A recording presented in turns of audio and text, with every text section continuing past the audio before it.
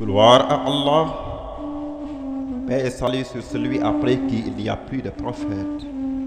Chers Muqaddam, chers frères et sœurs Barhamiens, honorables invités, parents et amis, bonsoir. Par ma voix, la fédération Miftah al-Wussoul ila Hadrati Rassoul al-Ousmani vous dit Ahlan wa sahlan wa marhaban bikum. Béatitude reste notre sensation en partageant cette pente avec notre père, grand-père et marabout, Papa Mahdi Ibrahim Niass, fils de son père, Barham le meilleur. Aussi, par la présence de Cheikh Mohamed Ramé, le nôtre, avec la famille de Thierno Alassane Dème, qui demeure à jamais une grande figure emblématique dans la Fayda, Thierno Tukuloro Baye. Barham devisé, Tal anta waladi, Tal anta warisu sirri.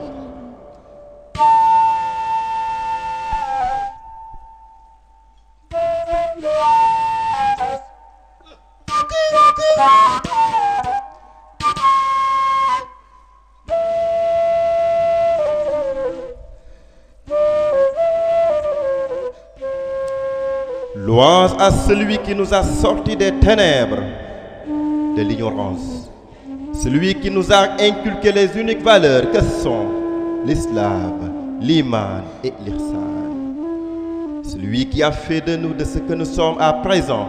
Qui c'est? Évidemment, c'est lui, c'est toi. Anta huwa, wa huwa anta, Baye Ousmane Dieng Dieng Sala Baye. Seydi Ousmane Borom Bachir Abi. xàmmee nañu la làmmiñ du la laal xaatir yi naan yaa di général Milka suñu baay Seydi Barham.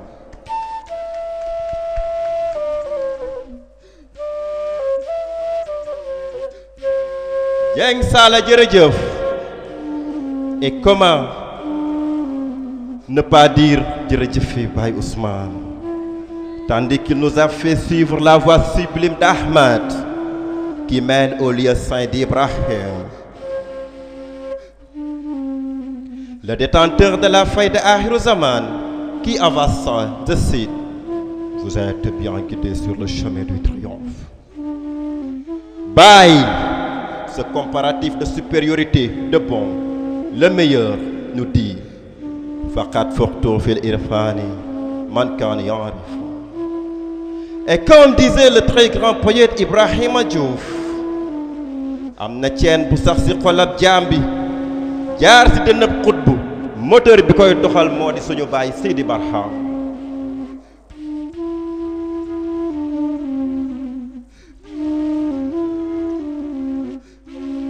Sans intermittence, Dieng Sala ne cesse de nous conseiller d'être des modèles, de rayonner les valeurs suprêmes. Dieu nous dit dans le Coran, ô vous qui croyez, si vous faites triompher la cause d'Allah, il vous fera triompher et raffermira vos pas. Sourate Muhammad, verset 7.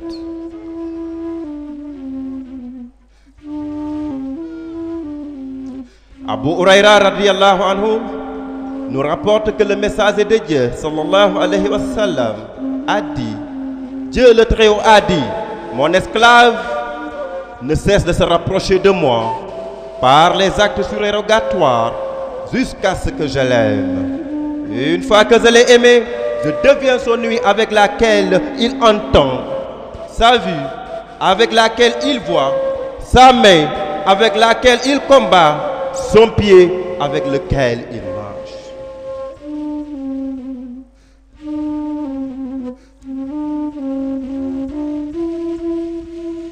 Dans cette même dynamique, Ibrahim dit à Mohammed, wa tayamani hubbika sirtu mujamjiman ala al-bari wal ajwa' ar-rum bisala sirul qalbi.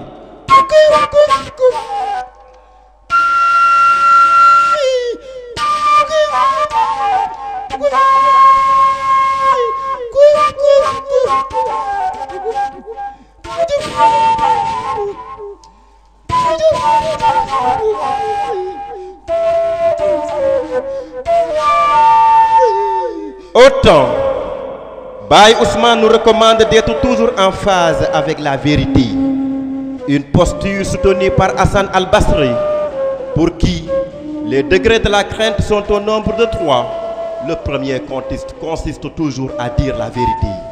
Et oui, Watawasaw bil haqq, Watawasaw bis sabr. Allah nous dit, je cite, entraînez-vous dans la bonté et la crainte de Dieu, et non dans les péchés et l'adversité. Fin de citation.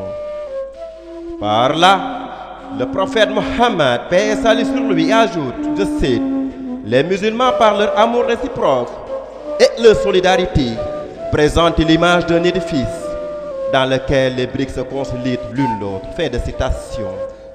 En outre, Baye Ousmane est celui qui nous incite de ne jamais porter atteinte à la dignité et à l'honneur d'autrui, corroboré par le Coran, je cite, et une mauvaise parole est pareille à un mauvais arbre déraciné de la surface de la terre et qui n'a point de stabilité. Sourate Ibrahim. Nous attestons que le meilleur don que Maulana Cheikh Ibrahim nous a fait, c'est de nous avoir envoyé Dieng Saala Baye. Vous êtes le prototype de guide que nous préconisait Maulana Cheikh Ibrahim, aussi bien Cheikh Ahmed Tidjani, qui dans Jawahirul Ma'ani nous dit, je cite, le vrai savant est celui qui peut problématiser ce qui est clair et clarifier ce qui suscite problème. Dieng Saala jërëjëf, Dieng Saala jërëjëf, jërëjëf Baye Ousmane. jërëjëf Seydi Ibrahima Kanté ak ki ko doon